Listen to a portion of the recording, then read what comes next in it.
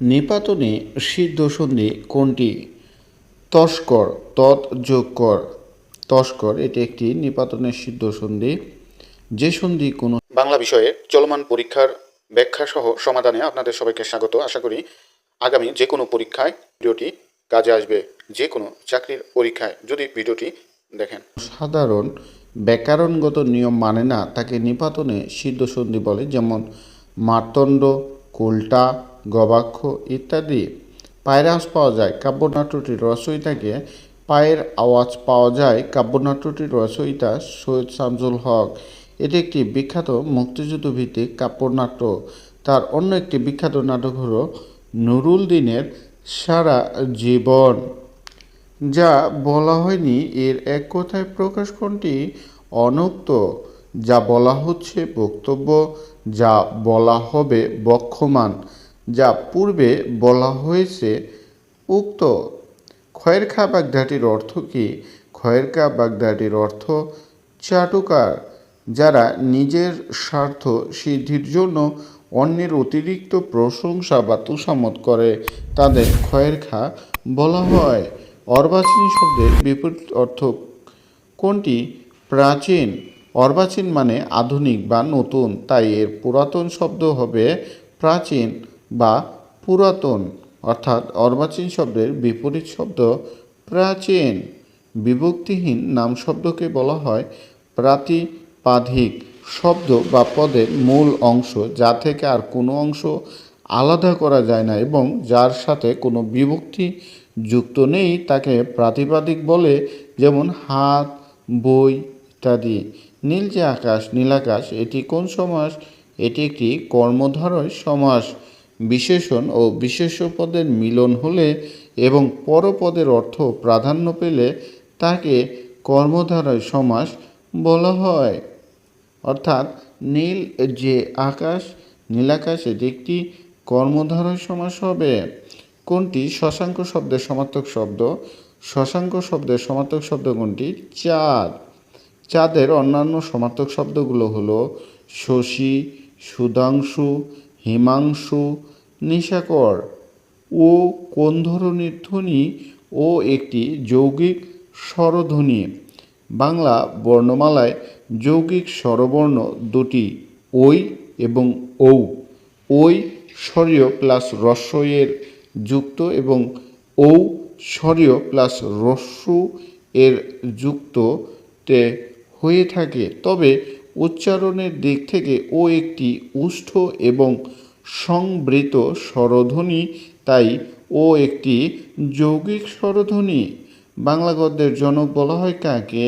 বাংলা গদ্যের জনক বলা হয় ঈশ্বরচন্দ্র বিদ্যাসাগরকে।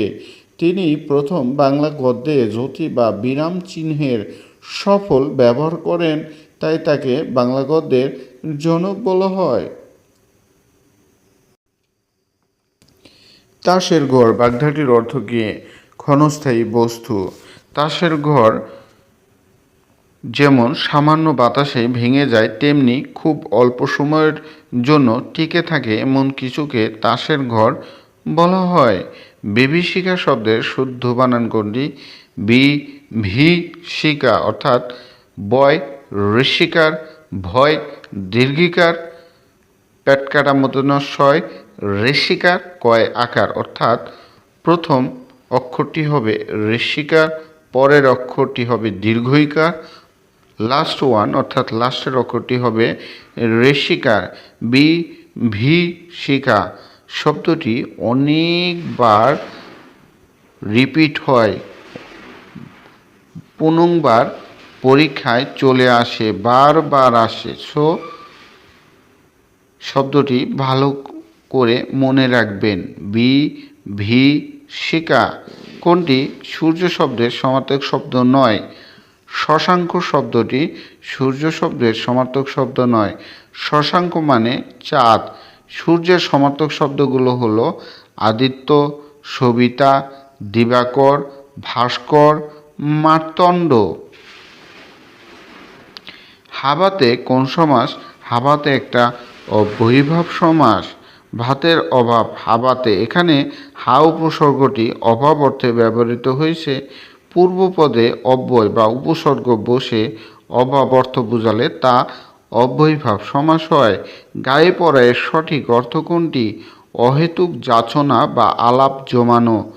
কেউ নিজে থেকে গায়ে পড়ে কথা বলতে এলে বা আগ বাড়িয়ে কিছু করতে চাইলে এই বাগধারাটি হয় গায়ে পড়া।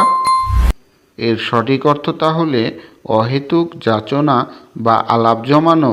মৃন্ময় শব্দের সঠিক সন্ধি বিচ্ছেদ কোনটি? মৃৎ যোগ ময়। মৃন্ময় সন্ধির নিয়ম অনুযায়ী বর্গের প্রথম বর্ণের ত পর অনুনাসিক বর্ণ ম থাকলে প্রথম বর্ণটি সেই বর্গের পঞ্চম বর্ণ ন হয়ে যায়।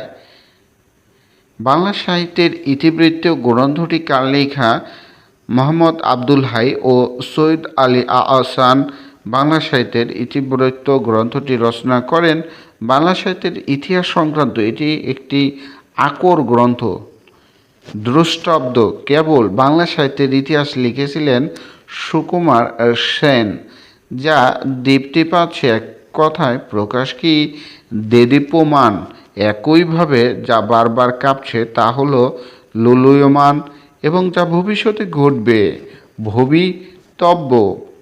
উদ্যত শব্দের বিপরীত শব্দ কোনটি?